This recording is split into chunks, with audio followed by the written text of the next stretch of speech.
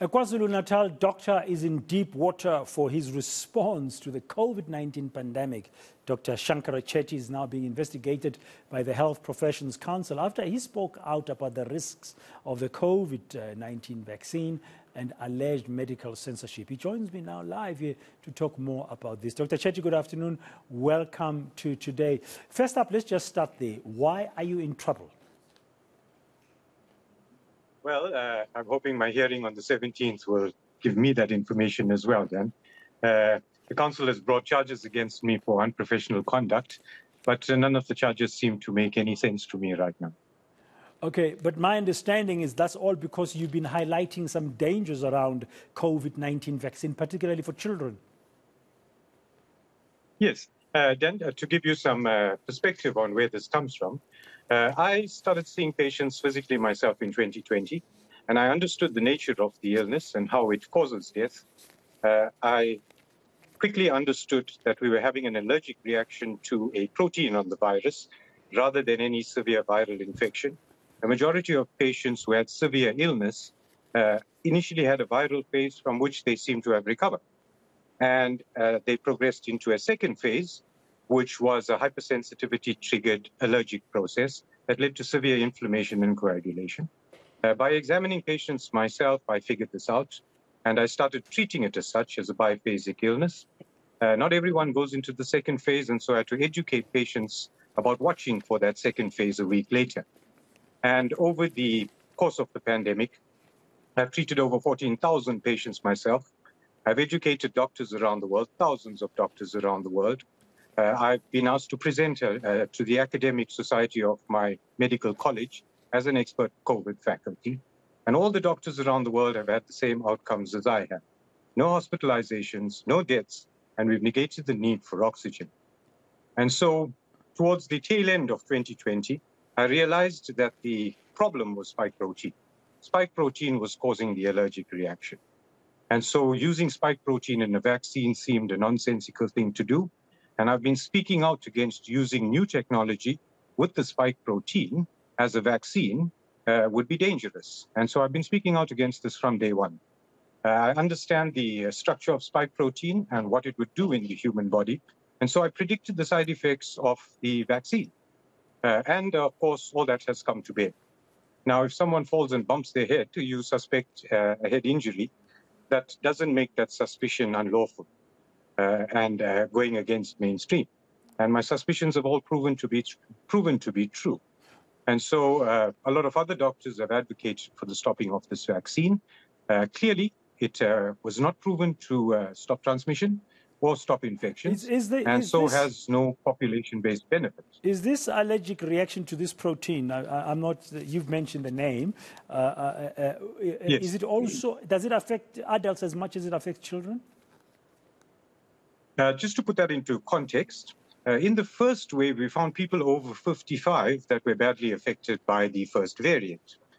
Now, that when you have an allergic reaction to something, the first exposure to an allergen doesn't cause a reaction. In those that are allergic, they develop the antibodies. And so the second reaction is what becomes clinically significant. So I was of the opinion that people over 55 were exposed to something that gave them the antibodies. And so when they were re-exposed to the virus in the first wave, they were the ones that were dying. But those below 55 were sensitized in the first wave. And in the second wave, they would have got their second dose. And so I predicted that people, younger patients in the second wave would die. And that's what happened globally, irrespective of variants. Now, when it comes to children, children are generally protected by an immature immune system. And so they can't have very severe allergic reactions. And so children generally were protected. And of course, you cannot vaccinate against an allergic reaction. I think it's time people realized that the virus was not the primary pathogen of COVID illness. It was spike protein. The spike protein was responsible for all the mortality and morbidity we've seen. And with the vaccination, that reaction would result in the differences we see. Some people had no reactions to the vaccine, and some people have had very severe reactions to the vaccine. But in all, a vaccine is not going to give you protection against an allergic reaction. And of course, with robust natural immunity now being acknowledged, There was no need for a vaccine to create that immunity in the first place. Yeah, I understand you've joined two other applicants, Dr. Chetty, in filing an urgent ex parte application to stop the administration of the COVID-19 shots to children between the ages of 5 and 11 years. Is that why perhaps you are being hauled before an inquiry? Look, I think I'm in a unique position in that I've seen this pandemic and contributed to the academics around the pandemic from the start through the administration of the vaccines to the point where we are now witnessing the side effects, like I had predicted before the vaccines were even rolled out. Now, children are definitely not going to be protected in any means by this vaccine. They are not at risk. In everything we do, we got to consider and weigh up a risk-benefit ratio. So the risk to children is negligible, if any. So we got to consider the risk of COVID. And so we got to consider the benefits of the vaccine weighed against the risks of the vaccine. And so if the risk to children is negligible, I think a new untested intervention is wholly reckless. Children are not at risk of COVID. And so we can take our time and assess these vaccines and make sure thoroughly that they are safe before we decide to administer it to a population not at risk of illness in the first place. Where else in the world, Dr. Chetty, your efforts have been recognized? Well, Dan, I've treated, just recently, I was awarded in Malaysia. I've treated I taught 250 doctors there 2.5 years ago to treat COVID. They all had the same outcomes. They had a gala dinner in my honor. I was also awarded by the Can Survive Society of Malaysia for advising them 2.5 years ago to advise their cancer survivors not to take this vaccine. It would cause a reemergence of their latent cancers. And they saw that happening. Those that took the vaccine had reemergence of their cancers in remission. And so they awarded me for giving them that information that saved more lives than any cancer treatment would have in the last 2 years. I've trained doctors in UK, in India, in Singapore. In fact, there's very few countries around the world I haven't spoken at. I've been called to address the European Union Parliament on early effective treatments. I've addressed the coronavirus grand jury on what is happening and what the agenda is.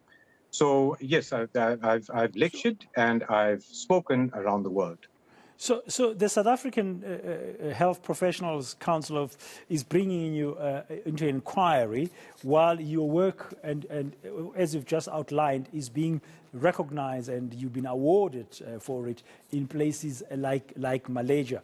Why do you think South Africans would be doubtful or questioning what you are doing?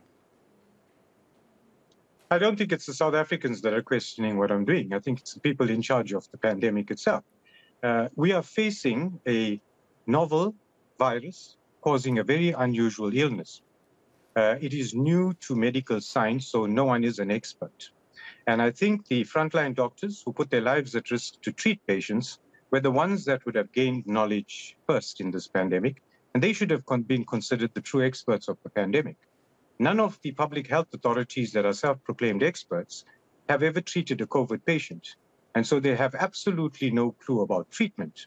Now, as a doctor, when my community faces a health risk, and I put myself out there to assist them, I have my knowledge and I have my understanding of clinical presentation to do my best to take care of my population. And that's what I did.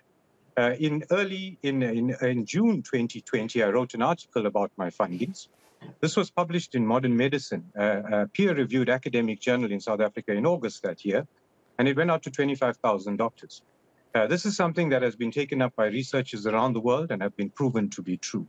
The findings are making a huge difference in the future of the way we practice medicine and the understanding of mast cells and allergy. And so it is going to change the face of medicine. And this is widely acclaimed.